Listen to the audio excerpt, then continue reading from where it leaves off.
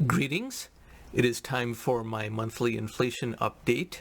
And as always, in my monthly inflation update, we go to my familiar 3-parameter matrix. This matrix is going to be retired soon and updated with something more modern because we are close to graduating into a higher phase of third millennium economics.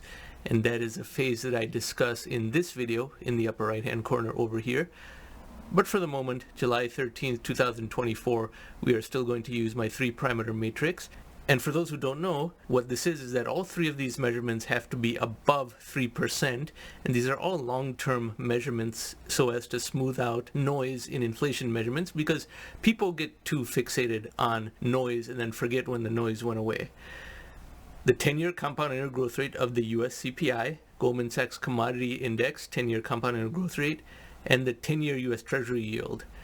All three of these have to be above 3% before I say inflation is structurally high. It's not structurally high when just one of these three is above 3%, but the others are well below. And the most important measurement of the three is the Goldman Sachs Commodity Index, because commodity prices are the purest form of inflation, where you can simplify it down to what average people think about inflation. It is where a price decline is unambiguously good and price increases are unambiguously bad. That's only true with commodities. That is not quite as true with service prices, because service price inflation is simultaneous with wage increases. The service customer is paying more, but the service provider is also making more. So it's ambiguous in that case about whether that's a bad thing or not. So the Goldman Sachs Commodity Index is the premier measurement. Also, it is worldwide and unriggable. So the entire narrative of how inflation statistics are rigged to understate inflation, that is soundly disproven by the Goldman Sachs Commodity Index because it comprises of freely traded commodities: oil, natural gas, gold, silver, etc. Now, I normally go through all of these three in detail, and I have to have a balance about that because longtime viewers have seen the methodologies many times. First-timers are not familiar with the methodologies, but for that you may wish to go to earlier month videos, because I do this video almost every month. So let's look at the 10-year compound annual growth rate of the US CPI. This is data on the US CPI from the bls.gov website, the link for which is in the description box below, along with links for the Goldman Sachs Commodity Index and the 10-year US Treasury yield. The recent 1-month reading was minus 0.1, so deflationary, but that's just 1 month. And as you can see, these are the annualized numbers for each of those readings. So if you want to take the 2-month inflation rate and see what that is on an annualized basis, you have to take that to the 6th power. 3 months to the 4th power, 6 months to the square. 1 year is, of course, straight 1 year. Then for 2 years, you take the square root, meaning that if there's 6.1% inflation over 2 years, then that is 3% per year. 3 years, you take the cube root, meaning that if there's 15.1% inflation over 3 years, that's 4.8% a year. And the 10-year number, which is the one that fits into my matrix and the one that matters, is 2.8% a year, because we have had 32.1% inflation in 10 years, which is 2.8% per year over that period. And just for fun, I calculate the CPI average annual growth rate for the entirety of the 21st century, and it is 2.5%, meaning that from January 1st, 2001, there has been 78.9% inflation. 2.5% per year is what that comes to. So inflation is still trending down, and the 1 year is 3%, which I consider to be optimal, as I have said. But the 10-year is still 2.8%.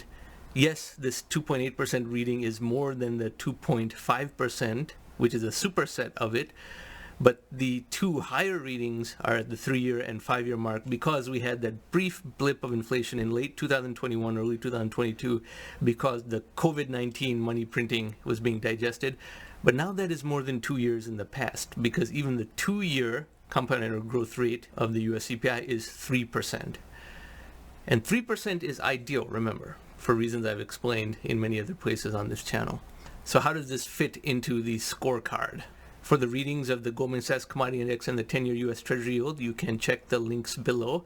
But on today, January 13th, 2024, we saw that it is 2.8% as a 10-year compound annual growth rate of the US CPI. Goldman Sachs Commodity Index is at minus 0.97%. It is in deflation. It's far, far below this 3% a year compound annual growth rate, which is not even possible anymore, as I will show you when I update this matrix for third millennium economics progressing to another chapter. And only one of these three, the 10-year U.S. Treasury yield, is at 4.189%.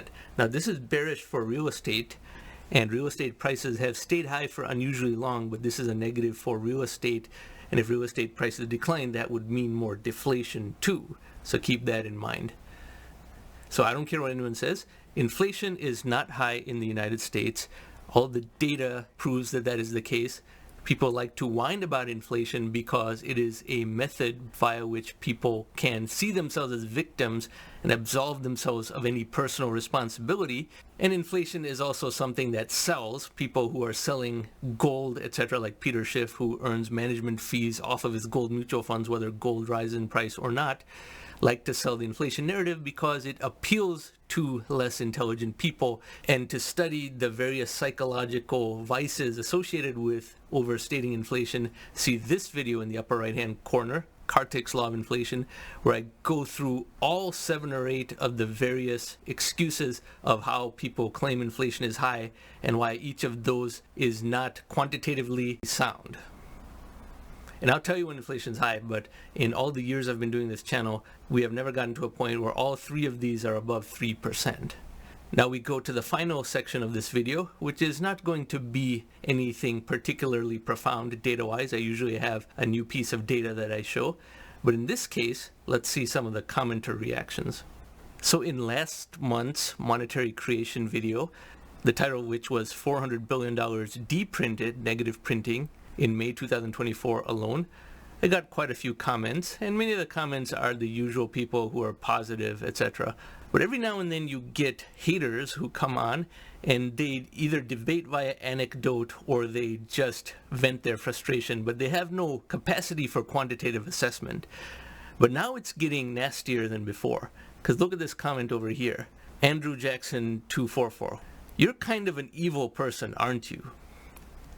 Evil for this video. This is a video that presents monetary data, explains why inflation is not high based on a multi-dimensional inflation approach, and based on that, I am evil?